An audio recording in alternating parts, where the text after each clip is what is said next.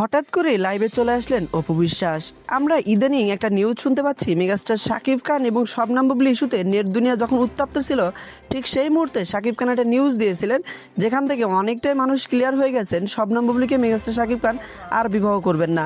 Megastar Shakib খানকে ভালোবেসে বিয়ে করেছিলেন অপু বিশ্বাস। এমনকি অপু বিশ্বাস মেগাস্টার শাকিব খানের মুখের দিকে তাকিয়ে অনেকদিন আত্মগোপনে ছিলেন নিজের ছেলেকে নিয়ে। তবে সেটা ছিল মেগাস্টার শাকিব খান ভালোর জন্য। তবে এখানে কথা হচ্ছে, মেগাস্টার শাকিব খানের অপু বিশ্বাস ভালো চাইলেও শাকিব খান কিন্তু অপু বিশ্বাসের ভালো চায়নি। অপু বিশ্বাসকে রেখে মেগাস্টার শাকিব খান গোপনে প্রেম চালিয়ে যান শবনম বুবলির সাথে, এবং শবনম বুবলির পেটে যখন বাচ্চা এসে যায়, শবনম বুবলির বাচ্চাটা নিয়ে অনেকদিন আত্মগোপনে ছিলেন, এবং যখন তিনি প্রকাশে চলে আসেন তখন কিন্তু আরও একটা নেট দুনিয়া উত্তপ্ত হয়ে যায়। কারণ আমরা প্রত্যেকেই জেনেছিলাম মেগাস্টার শাকিব খানের প্রথম স্ত্রী অপু বিশ্বাস, এবং তার ঘরে একটা পুত্র সন্তান রয়েছে।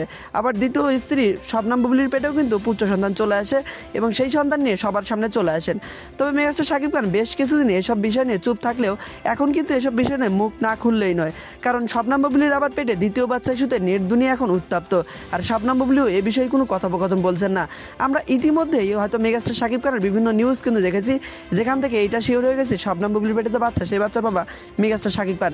তবে এখন শাকিব খান কী সিদ্ধান্ত নেবেন? তিনি অপু বিশ্বাসকে বিয়ে করবেন নাকি শবনম বুবলিকে দ্বিতীয়বার বিয়ে করবেন?